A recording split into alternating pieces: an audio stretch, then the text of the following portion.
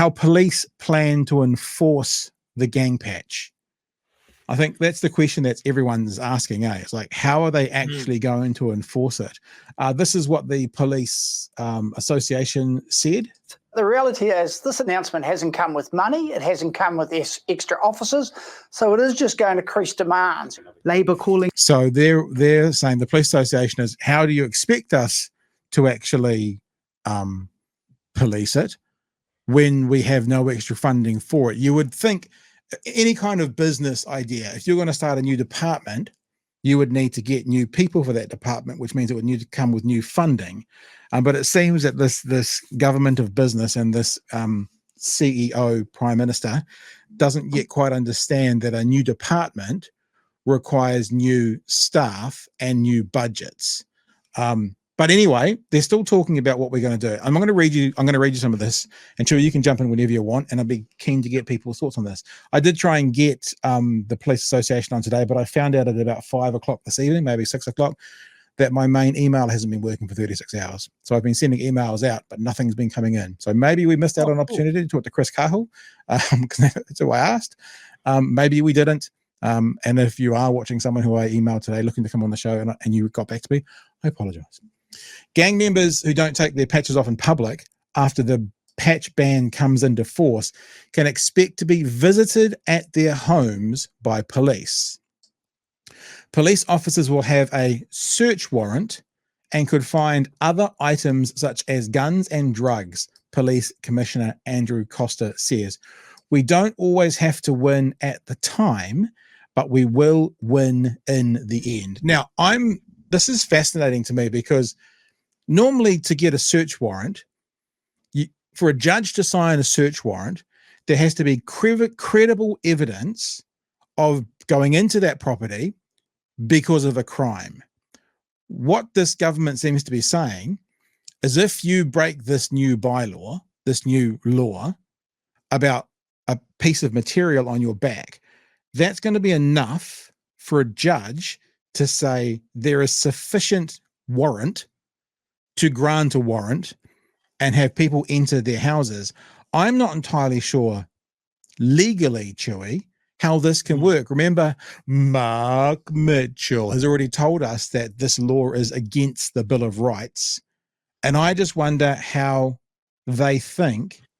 There's two things. How they think not taking your jacket off gives you the ability to walk into someone's house. And the second thing I was thinking, Chewy, I had this picture in my mind, right? You know, a guy is in part of New Zealand for a funeral. There's 300 of them. He's not from the local area. He's doing a burnout. A cop comes up to him and says, take your jacket off. He goes, fuck you. And then he goes, well, we're going to come into your house then. Give me your name. And the guy goes, no. Like, how do they then connect the address to the person? I mean, obviously, unless it's a local cop and they'll know. But you know what I mean? It seems to be, there's a part of this story that says police will have discretion. I wonder if what that means is when they don't know what to do or who the people are, they'll do nothing. But yeah, the idea that police can come into a house and carry out a search warrant because a guy wouldn't take a jacket off seems a bit Orwellian to me. Yeah, generally, I mean, feel free to correct me if I'm wrong, but a warrant has to be really, really specific. Like, if you have reason to search a place because of guns, you know, you can't go looking for other stuff. It feels like mission creep. And this whole thing, like, not once have we had anyone define what a gang patch is. Which again, if you don't define it under law, you don't tell people, you don't put it on a list or something, you're at huge risk of mission creep. And when laws are lax, just explain mission creep. I mean, I'm pretty sure I know what you mean, but just for those of us who aren't 100% sure, or those of us who don't know at all, explain mission creep. Like, you might have the best intentions to go, oh, well, we all know who we're talking about when we talk about gangs. We're talking about the Mongrel Mob, Black Power, and Killer Bees, and we all know what a gang patch is if we look at it, right? And then, you know, say that's in place for a few years, and say there's another problem that needs solving. Another group with some sort of, well, we all know that that's a gang patch. Yeah.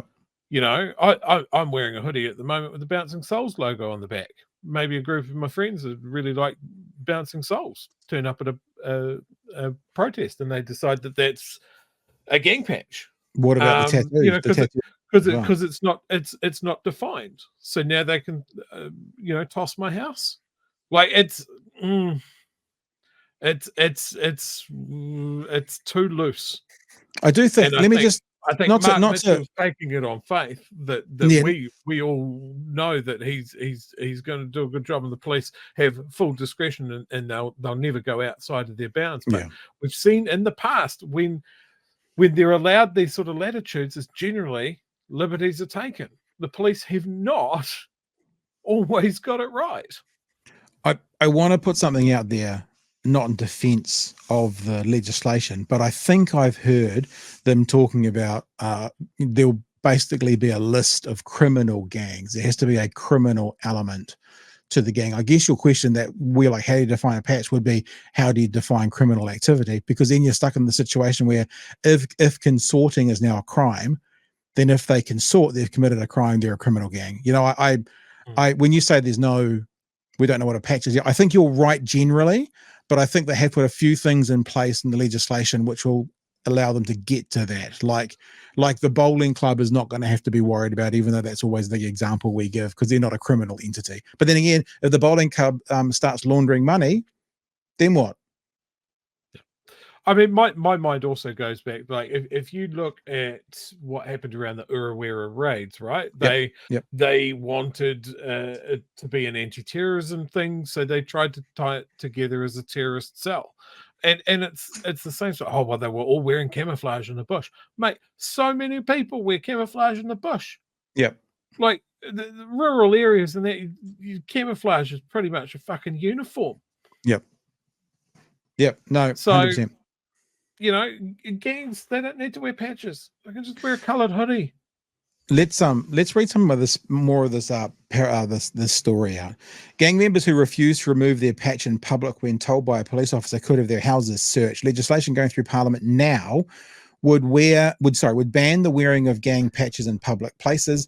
The policy, announced before the 2023 election, has raised questions about how gang members will respond when told to remove their patches and how police will enforce it.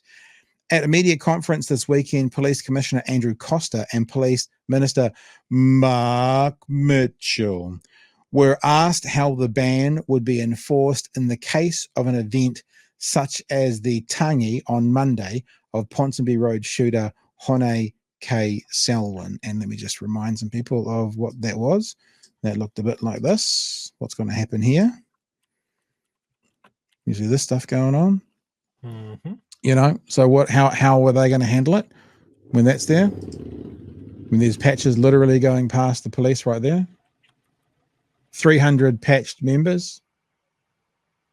Oh, license plate. Look at this. Like the license plate. There's the killer bees. They don't seem to be getting hassled too much. I guess that's what the police would say. They have the ability to show discretion. That would be perhaps there. But that's also the example that this government gave. They got asked straight away, what happens with Tangi with 300 people? I think that's a number that was actually said last year. And was the Prime Minister said, well, the police would be going in and taking them. I'm like, I think the world was like, what the fuck are you talking about? There's no fucking way that's going to happen. Yeah. I think what they're indicating here is that they're going to take a wait and see approach. That they're just going to take number plates and that sort of thing, go door knocking a couple of days afterwards, because there's no way that they're going to provoke something that would kick off a huge melee at a tangi. Sorry, tangi. Well, can I let me ask you this though, because you've said several times that you lived in Timaru, brought up there, where there was a bikie gang. Do you? Because I wouldn't think that license plate would go back to the house of where the guy lived. That's the first thing. I mean, does it? I mean, is that your experience of knowing, you know, you weren't a part of it, but outside, is it like, oh, look, they're from number 14 Main Road, or is it? I would think they just have fake addresses, or to the motorcycle club would be the address for all of the bike or something. Depends on how different clubs do it in different ways. Sometimes they're registered to the club. Sometimes they're registered to the person, but I think it's not just a case of looking up in the registration database or anything like that. It's like the cops do keep an eye on the gangs. They do have intelligence and have someone parked outside taking photos of who comes and goes. They put together an idea of who's in the gang. And I mean, this is I've seen it mentioned in a couple of stories today. They got comments from someone who was a gang liaison officer, and he was going, well, we got great results because we know who's in the gang and we talk to the gang and we ask them, that sort of thing. And they might bar up, but then we go and ask them, later just to pull their heads in. And that's the slow gaining of trust between police and the gangs to get a result. Not sexy, doesn't get votes. Yeah. So now they're going to put these people that have put in the hard mahi to sort of get the gangs on side and going, look, we've all got to live in the community. We don't want a fucking war. Let's just kind of navigate this together. Well, and then Mark Mitchell's coming in and going, no, burn it all down. Yeah. Well, this is it. Let me read some more of this article, because talking about we don't want a war. This is what Mark Mitchell said, because he was asked about, a reporter asked him about that tangi for the killer beast tangi. He said about 300 people. He said this: my expectation is if there are 300 gang members with 300 patches and the police told them to remove those patches and they refuse to do it, then the police will have follow-up action and will take those patches, and it will mean searching their homes. So that's what the Minister for Police, a former police officer who, remember, says he goes by vibes. That's what he says. He goes by personal experience. Gang members hate having their houses searched. There's normally drugs and all sorts of stuff in there, and they don't want it to be discovered. You're talking about a search warrant as well. Normally it's quite narrow in scope. Like there's a thing called the plain view doctrine in American policing, so that if they're standing next to your car, they can't enter your car. But if they see a drug paraphernalia through the window in plain view, then they're allowed to enter the car. I think search warrants in New Zealand, if they find a secondary crime, they're allowed to acknowledge it within that, but the parameters are narrow. So they talk about going in and taking the patches off them at their home. So therefore, once again, let's say gang member X knows that the police are coming to take his patch and he hangs it out on the washing line and they take the patch, then what? Very narrow scope, no plain view, all the blinds are pulled. It just, what it seems to me like, it seems like this is a continuation of bumper sticker politics, a continuation of what we got told by Chester Burrows as good headlines, but poor policing and poor policy. That's what it feels like. And it feels like Mark Mitchell is trying to be a big swinging dick. Honestly it does. It feels like he's trying to go, well, we'll just take all 300 of the patches off them, as he sits on the 9th floor and with his prime minister in his new $50,000 office. And the 19-year-old new recruit is now facing a line of 40-year-old gang members going, could I please have your jacket, sir? It reeks of bumper sticker politics. Yeah, absolutely. Yeah, it's a nothing. It's either going to kick off something really nasty, or it's just going to be that the police are going through the motions and going, oh, look, it doesn't work. We don't want to burn down the relationships that we've built already, so we'll just try and keep on keeping on. I wonder if it'll be a bit like the Māori names for departments. So many departments are just ignoring it, and the government, the national government, seem to be going like, yeah, that's fine. Whereas obviously ACT, New Zealand First, are kicking off about that. But I wonder if they've got their headline, they've got their, their bumper sticker politics, got them elected, and now they're showing discretion by kind of going, no, I just won't worry about Waka Kotahi. If they keep calling it Waka Kotahi, that's fine. I wonder if it's a bit the same with the gang patches. We've made all the noise. We'll let Mark Mitchell be a bulldog for a while and make some noise. But when it comes down to those 300 bikies with 300 patches, yeah, we won't rock the boat too much. I wonder if that's what's going to happen. And then at the next election, it'll be like Trump saying, I really built that wall, when he built about 5 miles of a new wall. The big, beautiful wall that I built that wall. It's beautiful.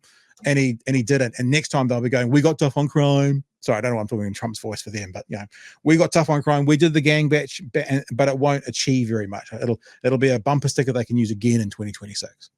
Just thoughts. All I can think of is that hopefully in 3 years, National will be gone from government, the gangs will still be there. Yeah. Gangs have outlasted every government. Yeah, that's true.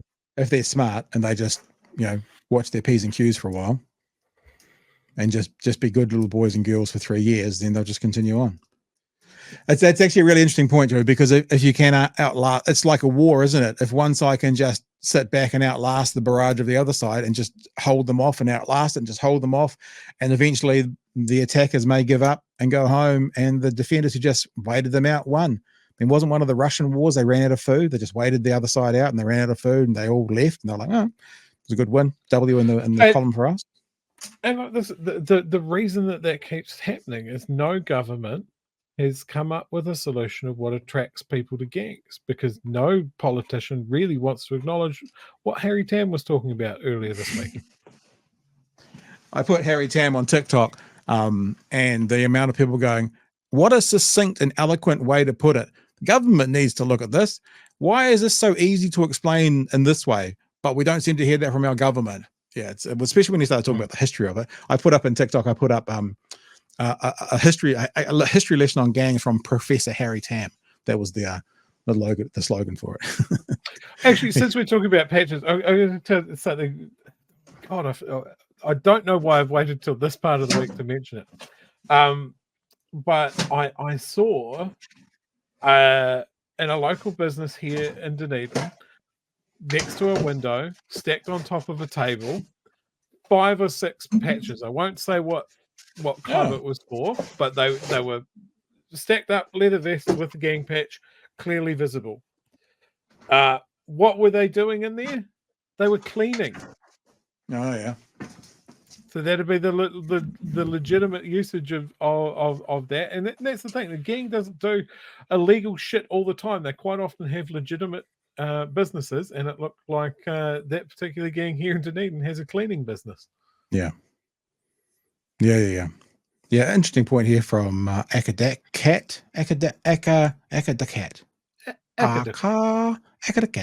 It's not a matter of them minding their P's and Q's, Pat. This government is saying we will change the laws in order to make you guilty. Yep, fair enough. I guess I was being a little bit Pollyanna when I said that. I was just kind of thinking if they keep their heads down as much as they can, ride out the time, and then go back to what they were doing. Although if someone hears me saying that who is a National Party supporter, their reaction is going to be, yeah, just wait till Labour gets back in and then start running the streets again. It's not what I'm saying, but, we'll see.